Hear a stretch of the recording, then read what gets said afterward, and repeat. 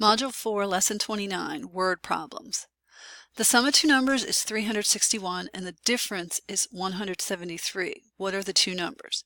So we have two unknown things that are very likely not the same amount. So we're going to have two different variables. So let's define our variables. Let's say x is one of the numbers and y is another one of the numbers.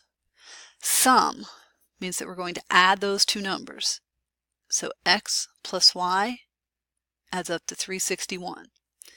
Difference means we're going to subtract those two numbers.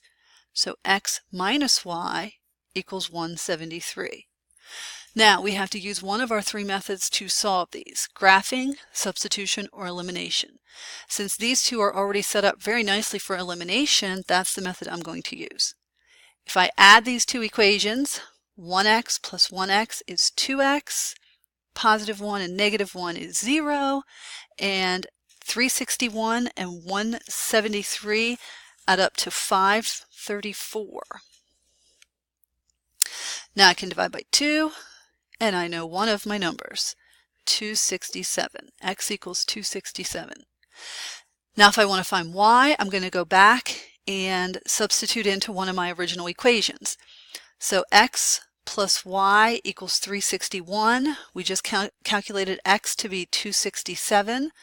So I substitute that in, subtract 267 on both sides, and y is equal to 94. Now if I want to check this, I can take those two and add them. They should add up to 361. I can take those two and subtract them, and they should subtract to 173.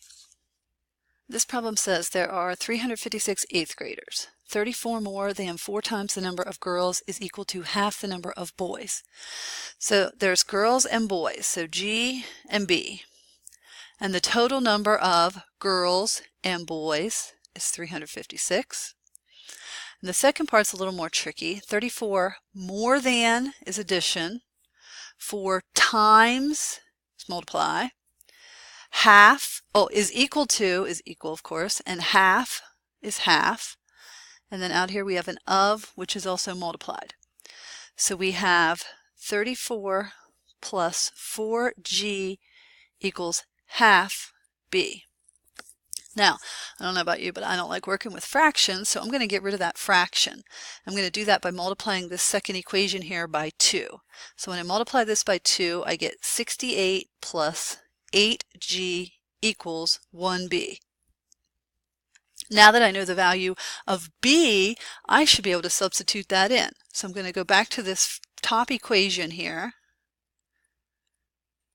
And b is 68 plus 8g. So I'm going to substitute in for b 68 plus 8g.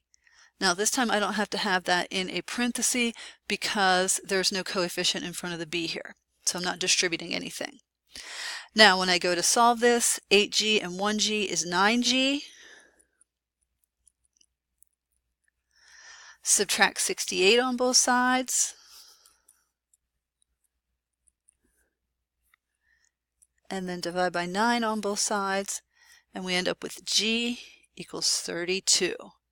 Now that I know what g is, I can substitute in up here for g, make g turn into 32, and I should be able to calculate the number of boys.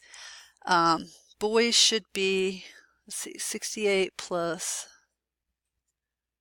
256. Oh, the number of boys is 324. So there's a lot more boys than there are girls at this, for whatever this is at school or whatever. We can check this by adding these two. When we add these two, we should get 356, and then we can go through the process of taking the girls times 4 and adding 34 and seeing if that's the same as half the boys.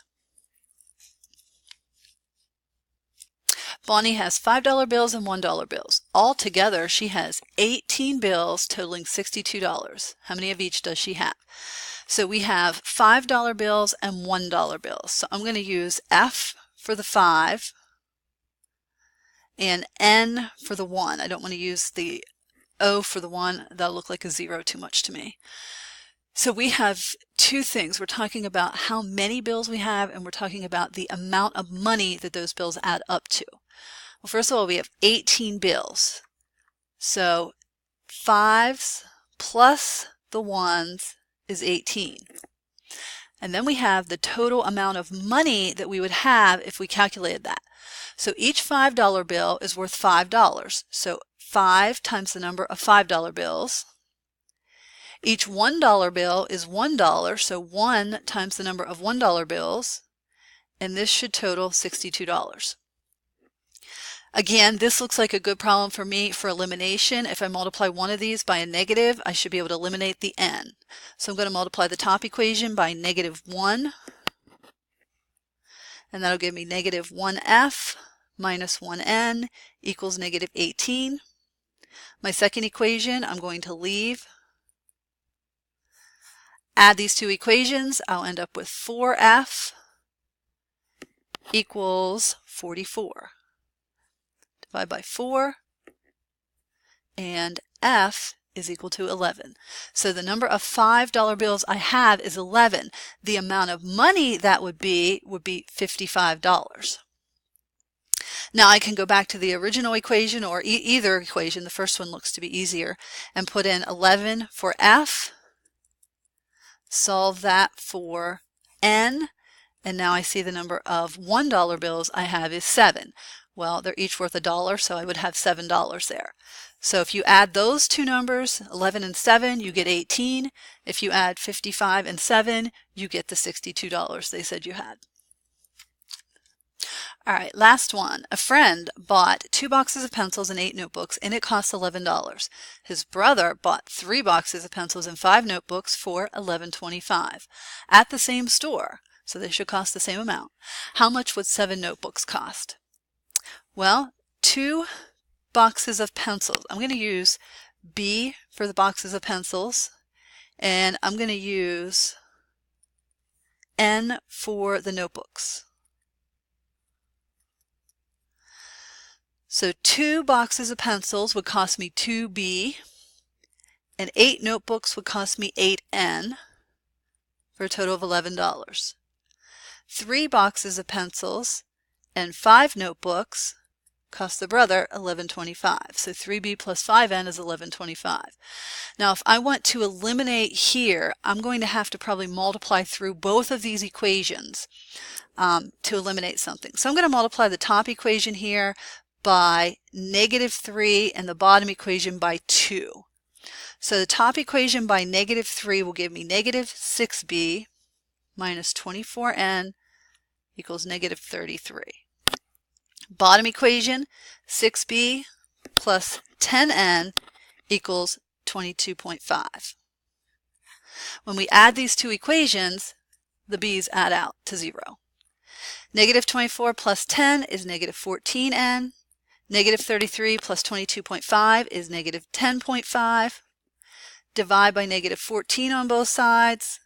N is equal to 0.75. So the notebooks cost 75 cents. Now if we want to find the cost of the pencils, we would take this amount and plug it in here for N or in here for N and calculate the value of B. We don't need that because it's not asking us what's the cost of the notebooks and the pencil boxes, the boxes of pencils. It's asking us how much is 7 notebooks. So if we know one notebook costs 75 cents, 75 cents times 7 would give us our total for 7 notebooks, and that would be $5.25, and that is for 7 notebooks.